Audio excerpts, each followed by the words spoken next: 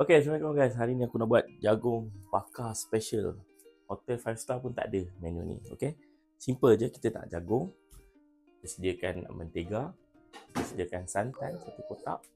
Okay, aku ada kat sini santan dan juga gula icing. Itu saja. So, jom mula-mula kita buka kulit.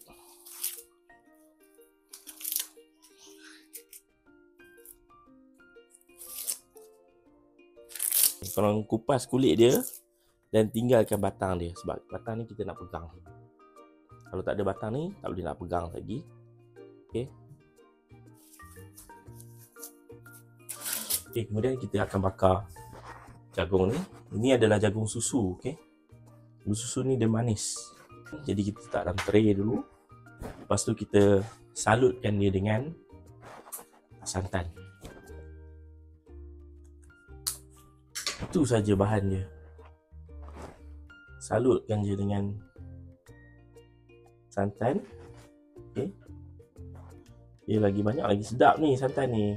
Pastikan dia rata lah dengan jagung ni. Okay, oven pun dah panas, masukkan je terus. Kita setkan terus masa 15 minit. Suhu 250 ke 280 darjah Celsius.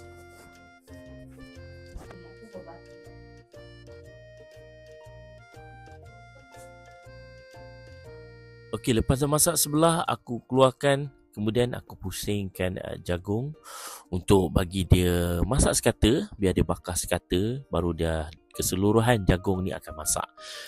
So lepas aku dah pusing, masukkan balik jagung, kemudian bakar lagi 15 minit.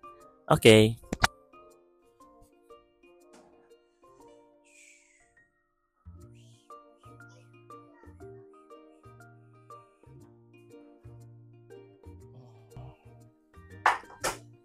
Okay, baik, mula-mula kita salutkan dia dengan butter ataupun mentega.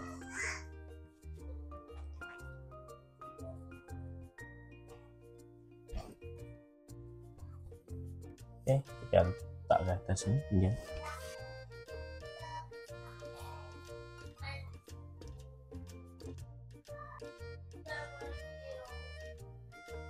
Okay, kita akan taburkan dia dengan gula icing keliling jagung ni. Okay,